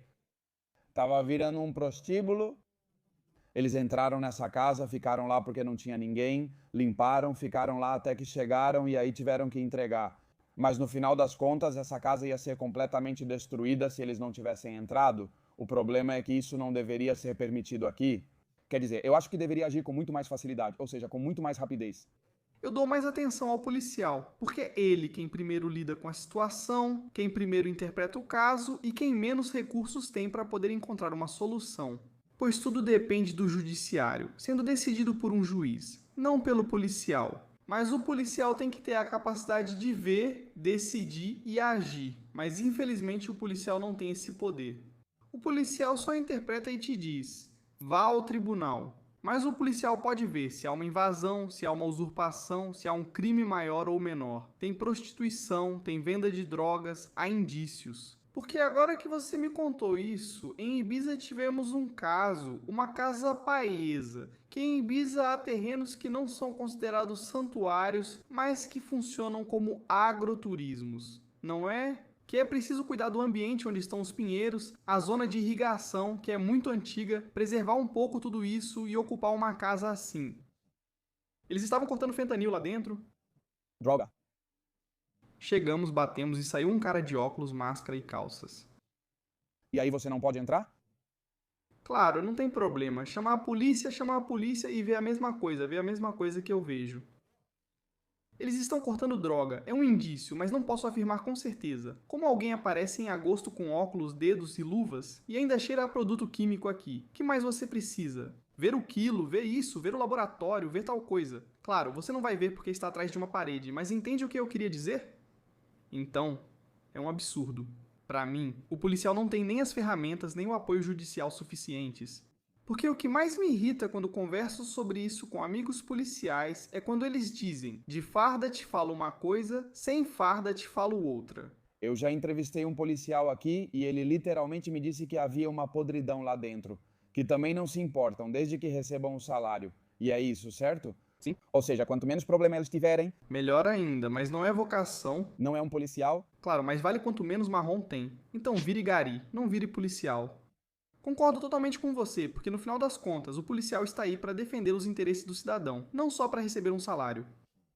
Aitor, para ir concluindo, quero abordar dois temas. Um é: descreva para mim o perfil de quem pode ter sucesso no mundo que você escolheu, o mundo da segurança privada. Quais características uma pessoa precisa ter para se dedicar e ter sucesso nesse setor? Primeiro, valores. Tem que ter valores muito bem definidos, tem que amar o trabalho que faz. Ou seja, ter um dom para proteger as pessoas. Sentir que parte do seu modo de vida é saber proteger alguém, porque isso é muito importante. Se você não tem essa vocação, com o tempo você se cansa. Então você precisa ter vocação. Uma proteção muito elevada, valores, porque se você não tem valores, não pode estar no mundo em que está. E acima de tudo, digamos, cuidar muito da mente e do corpo, porque a mente e o corpo são muito importantes para poder prestar um serviço de qualidade. Se você não está no seu lugar e não tem uma boa forma física, evidentemente não pode exercer esse trabalho. Mas, por exemplo, é necessário medir 2 metros? É necessário levantar 150 quilos no supino? Não, sim, ter uma boa presença física é muito importante. É verdade que um cara de 1,50 m pode fazer um ótimo serviço, né? Mas no final, uma boa. Um cara de 1,50 m? Sim, porque no final muita coisa vem daqui. É saber como ler, interpretar o que está acontecendo ao redor, e isso também não é necessário. Caramba, olha os dois do time com o Vicente. Ele é um pouco mais baixo que eu, mas pesa 110 quilos, é uma fera e faixa preta de jiu-jitsu. Esse é o nosso trabalho. No final não é confrontar, nosso trabalho é evitar. Claro, mas como você dissuade ou evita? Onde eu estou te dizendo, a forma física, não, mas em uma boa equipe de segurança não tem só um, tem muitos. Então, cada um tem que ter um dom, tem que ter uma característica. E para mim ter um cara que saiba ler o ambiente, seja ele de 1 metro ou de 10 metros, é muito importante. mais importante. Correto, pois cada um contribui com algo, como você falou, a potência física. Ele diz: Senhor, eu me aproximo e outro avisa. Cuidado com aquele na esquina, sinto a energia dele, correto? Ou já vi 3 vezes, ou percebi que esse carro passou 2 vezes, ou percebi, entende? Ou essa percepção do ambiente e saber ler o ambiente é quase mais importante do que saber bater, porque no final das contas nós não batemos. Evitamos uma briga, evitamos um confronto ou evitamos um choque. Esse é o verdadeiro trabalho da segurança, não chegar ao extremo. Chegue, há vezes inevitáveis por causas que você não pode controlar. Há um confronto, certo? E nesse confronto você precisa ter as condições físicas para vencê-lo. Ler corretamente, mas um bom trabalho de segurança, um excelente serviço, é evitar, interpretar, ler e saber não fugir, mas saber sair na hora certa. Isso é o mais importante. Fugir é coisa de covardes, mas saber sair na hora certa é um bom trabalho, porque você não precisa expor o cliente a nada, ele nem precisa aparecer. Por quê? Porque normalmente as personalidades dessas pessoas são muito normais. Eles não gostam de confronto, não gostam de nervosismo, não gostam de agressividade, não gostam de momentos tensos, não gostam de gritos. Eles não gostam de ver que você tem que sedar alguém, não gostam de ver essas coisas. Então, um serviço perfeito, um serviço elegante e um serviço profissional é saber evitar chegar até esse ponto. Isso para mim é muito importante. Mais do que ele ser faixa preta de jiu-jitsu, o que é muito bom, porque em um determinado momento pode ser necessário. E olha, nunca é ruim ter alguém que saiba dar um nó em 5 segundos. Mas, por exemplo, tá, uma pessoa que tem presença física, mas não tem o controle do ambiente, não serve. Mas ao mesmo tempo ele é uma pessoa que tem o controle do ambiente, mas não tem presença física, é ou não é válido ver? Os dois são válidos. O que acontece é que você deve tentar ter os dois, porque senão é como o grafiteiro, né? Se você tem imaginação, mas não sabe usar o spray, no final de que adianta ter imaginação para o seu grafite? E depois, se você não tem uma linha reta, né? Então, dentro da sua profissionalidade, você tem que tentar ter os dois. Evidentemente, ninguém pode escolher nascer com 2 metros. Mas você pode focar em saber interpretar e ler o ambiente. Você pode focar, mas precisa da prova que seu trabalho dá. É preciso saber onde está. E dizer, eu não estou aqui para olhar para o chão, porque você vê muitos que estão olhando para o chão, estão no celular, né? Você tem que estar trabalhando sua mente e trabalhando seu entorno para saber interpretar. Sempre digo isso, recentemente conversei com um cliente sobre a importância de saber se alguém é destro ou canhoto. Da mão. Sim. Porque eu, por exemplo, eu estou aqui com você, você é meu cliente e eu não gosto dessa pessoa. Tem algo que eu não gosto. Então o que eu estou tentando saber é se é direita ou esquerda. Por quê? Se você toma uma taça com a mão direita e não pretende fazer nada, sua mão boa fica ocupada porque está segurando a taça. Mas se a sua intenção é fazer algo comigo, você vai deixar sua mão boa livre. Então você vai beber com a esquerda. Para quê? Para deixar sua mão boa livre. Porque você tem que me distrair e tem que aparentar que é uma pessoa normal e que está ali sem intenção de fazer nada de errado. Então, para disfarçar, você bebe como todo mundo. Falamos de um ambiente noturno, certo? Então você bebe com a esquerda para deixar a direita livre, caso queira pegar minha carteira ou relógio. É fundamental observar se a pessoa fuma, usa vape ou cumprimenta com uma mão para disfarçar. Esse é destro, mas está tentando enganar. Por quê? Para manter a mão dominante livre para agir comigo? Obrigado por assistir ao vídeo.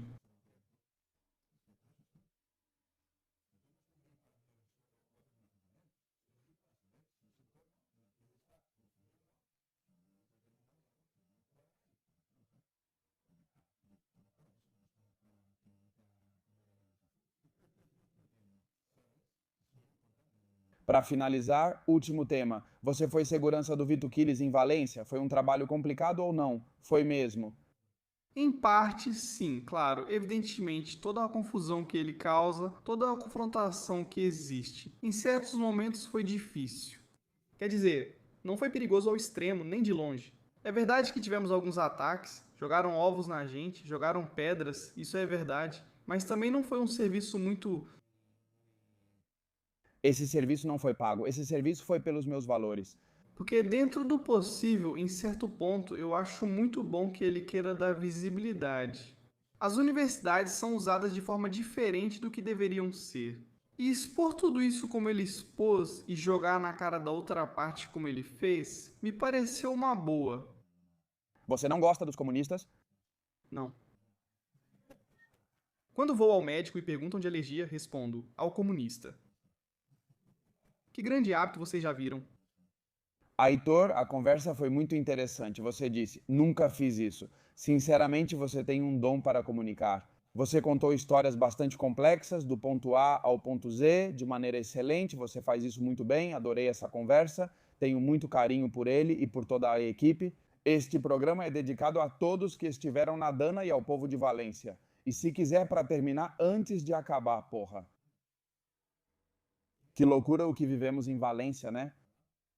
É que pouca gente viu o que nós vimos, ou quem viu, viu de uma vez só, mas me surpreendeu e me chocou, porque eu fui no dia seguinte, no dia depois, desculpa, bem no dia em que tudo aconteceu, no dia seguinte. Eu fui sim. Fui 2 dias depois com uma equipe, fiquei lá por 2 dias, voltei a Madrid e disse que precisava retornar. Algo semelhante aconteceu comigo. Saí de Ibiza, sou valenciano, embora tenha morado lá há muitos anos. E ninguém mexa com minha terra, pois aí vira debate. Eu vi um ataque à minha terra, eu vi que abriram e que isso foi feito de propósito, de certa forma.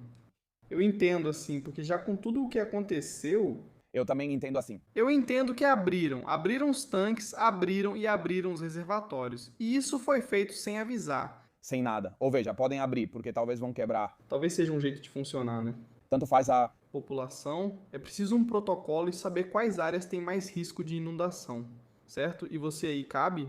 Mas eu senti que foi uma agressão, foi um ataque ao seu povo e de alguma forma tínhamos que estar lá. E ficamos lá dia e noite, porque eu fui com a intenção de ficar só durante o dia, porque eu só ia levar água, fraldas. Eu gastei tudo o que pude, porque eu não sou rico, muito pelo contrário, mas tudo o que pude eu gastei em água, em fraldas, em comida. Não perecíveis, pois você entende um pouco o contexto do destino. Mas depois as pessoas começaram a nos escrever dizendo que estavam batendo nos idosos e saqueando as casas. Mas eu uso muito pouco as redes sociais, mas no Instagram eu era bombardeado. Aitor, você que trabalha com isso, por favor, Aitor, vocês têm que encontrar uma solução. Aitor, vocês têm que ajudar de alguma forma. Aitor, vocês têm que fazer alguma coisa, porque isso está acontecendo. Com a minha vizinha, com não sei quem, com meu primo, com meu avô. E então eu disse, durante o dia, ajudávamos muito, de verdade, adorei te conhecer nessa situação, e eu gostava de como a gente se virava com a caminhonete. Poxa, mestre, sim, sim, sim, Fizemos várias loucuras, né? Sempre falo que parecíamos uma equipe paramilitar. sabe o que acontece? Que de certa forma, como a gente usava camisetas verdes, achavam que éramos militares, porque tava uma bagunça tão grande. Porque nos primeiros dias lá eu não sabia nem quem mandava, nem se alguém mandava, nem que rua estava fechada, então ninguém sabia de nada. Não, as pessoas só queriam ajuda, ajuda, ajuda e ajuda. Por favor, me ajude. Sim, mas ninguém entende quando digo que aquilo foi loucura, como a gente se movia. Lembro que você disse: Jota, você parece uma prostituta. Continuo pensando nisso. Foi muita loucura. Até tínhamos uma sirene, Um giroflex, né? a gente tinha um giroflex, colocava aqui e não tinha. Não abriam caminho pra gente. Abria um caminho pra gente, todo mundo fazia assim. Bombeiros, polícia, polícia local e guarda civil afastavam as pessoas dizendo: passa, passa. É verdade que sempre levávamos muitas coisas e ajudávamos em todos os lugares. Ou seja, a gente estava em contato com Rubem Gisbert, estávamos em contato com vários pontos de controle, também estávamos gerenciando litros e litros de água, ou seja, foi uma loucura. Uma loucura, tudo, tudo. As pás, tudo o que levávamos e as pessoas, como elas agradeciam. Por favor, precisamos, não sei o que. A gente ia até o ponto mais distante e por isso pegávamos aquilo para levar para aquela família, né? Aquela vassoura ou aquilo. Você também esteve na caravana em Catarroja, que fizemos uma caravana de uns 15 carros assim. Eu acho que foi. Você chegou naquela noite, mas foi uma loucura. As pessoas perguntavam o que fazer e o pessoal da ONG dizia que não podíamos entrar e pegar coisas e eu questionava: como assim não posso? Eu tenho aqui 4 carros que nos organizamos com 4 pickups e vamos entrar até o fundo para que eles não precisem vir andando e vamos levá-los. Já me informei do que eles precisam. Você vai me dar o que pedir e ficar quieto. Ontem estive aqui e o pessoal da Cruz Vermelha no fim me deu. O que faço com isso? O que vou vender? No final, todo mundo fica sabendo. E no final se sabe que a Cruz Vermelha realmente lucrou com toda essa merda. Por isso que eu tratei eles daquele jeito, porque eu estava muito desconfiado deles. Não, não, não, isso aqui tem uma ordem, isso tem que sair. Desculpa, isso tem que sair para lá. Isso aqui armazenado não serve para nada, isso tem que ir para lá. Água sanitária. Muita gente quer lavar garrafas com ela. E se for uma caravana? No começo você tem que entender o que é isso. A descoordenação, o isolamento que o Estado fez na região, porque eles isolaram, porque, poxa, eu não quero abrir discussão. Mas acontece um terremoto no Marrocos e mandam para lá o melhor que temos. E aos pés da nossa casa, acontece isso e demora 5 dias para chegar um exército que está a 2 horas daqui.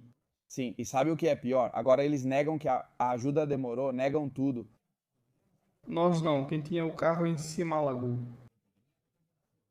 É verdade que quando nós já fomos, tipo, 4 dias depois, ou seja, quando você e eu nos encontramos e ficamos lá, já tinha passado um tempo, mas no momento imediato não tinha nem informação.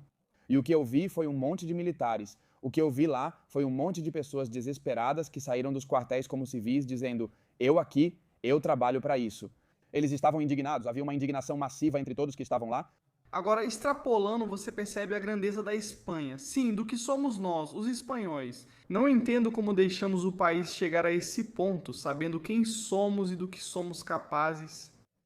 Isso ainda me indigna. Comigo não venha falar de política, porque aí não. Não esquece de pagar, sei disso. Mas para mim é a Dana, igual que a Dana. Muitas situações e desastres que aconteceram. Isso me faz entender a grandeza do povo que somos, as capacidades que temos. E é aí que cada vez entendo menos. Como estamos deixando que nossa pátria-mãe seja violada como a pátria? Porque o pior da sociedade espanhola está se impondo, isso é o ruim. Temos que voltar a recuperar o que há de mais positivo, mais honrado, o que tem mais princípios, o que tem mais valores. E infelizmente nos afastamos completamente do que somos. Há uma grande parte da sociedade espanhola que não sabe quais são os nossos valores. Agora, você não acha que talvez eles estejam fazendo isso um pouco de propósito? Eu acho que é um plano realmente bem definido para, quer dizer, eles.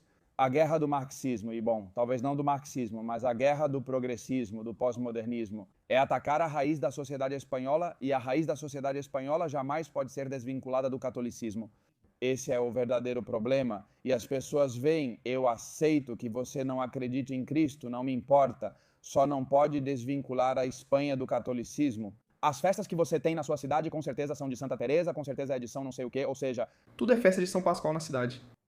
então tudo isso tem algo a ver com a Igreja Católica. Ou seja, este país foi construído Sob esses pilares, sob esses pilares, você não pode, sob nenhuma circunstância, dinamitar esses pilares, porque você obtém o que temos hoje em dia. inclusive, falando bem, a revolta acontece porque mexem com o cristianismo, tentam matar todas as freiras, todos os padres, esvaziam as igrejas, queimam todas elas. Quer dizer, estão mexendo no sagrado? O que nos dá uma identidade, porque no final ser cristão nos dá uma certa identidade e valores que são intocáveis, como você está dizendo. E eu entendo que tentem atacar, porque é justamente a partir daí que podem nos fazer nos desligar do que realmente importa. Porque a Espanha para mim não é só o que representamos, mas também o que fizemos para o resto do mundo. Nós atualizamos o mundo inteiro. Sim, o que realizamos na Católica? Olha, a mulher mais influente da história da humanidade. E eu jamais, eu tenho tatuado aqui sim. Eu tenho a assinatura dela. Aqui eu a rainha, para mim. Isabel é... Para mim também, e para Jesus Medina, o hispanista, e para todo o grupo de hispanistas, também Isabel. A católica, é a Espanha totalmente, é quem fecha tudo e depois nos dá o que somos hoje. Sim. Precisamos reivindicar esses valores. Saitor, agora sim, última pergunta. Quais são as suas prioridades na vida? Depois de 38 anos nesse setor e nesse estilo de vida, aprendi bastante. E agora minha prioridade é minha filha, eu mesmo e minha família. Eu gosto muito de sonhar, realizar meus sonhos e, acima de tudo, trabalhar. E, acima de tudo, nessa ordem é muito importante, depois de tudo o que aprendi, que essa seja a ordem correta. Porque nem sempre foi assim, porque sempre foi meu trabalho, meus clientes e só isso. Saitor! Foi um prazer te receber e te ver novamente. Vamos fazer mais coisas, pois tenho que mostrar seu talento nas redes sociais. Não pode ficar escondido. Você é muito bom se comunicando e de verdade eu te agradeço muito por ter vindo. Tem algo que você queira dizer para o público? Para terminar? Nada, espero que vocês tenham gostado. Não sei se no final, como este senhor mostra, consegui transmitir bem o que eu podia, bem o que nós dois queríamos conversar. Estou super à vontade, gostei muito dessa experiência, continuo achando que você é meio maluco. Adorei te conhecer por causa da Dana. Vi seu lado humano e gostei bastante. Hoje, após jogarem várias iscas para mim, assim como você quer que eu esteja aqui, jogaram muitas iscas. Ter observado esse lado humano seu foi o que me fez, no final, tomar uma decisão e poder ser a primeira com você, porque me sinto à vontade e principalmente com pessoas com esses valores gosto muito. Me sinto muito honrado, Heitor. E é isso. Foi um enorme prazer, Heitor. Senhoras e senhores, espero que vocês tenham gostado deste programa. De verdade, este é um programa que eu insisti muito para fazer. Deem like, se inscrevam no canal, vocês me ajudam muito e, acima de tudo, viva a Espanha sempre. Nos vemos no próximo episódio da Fábrica Shaw.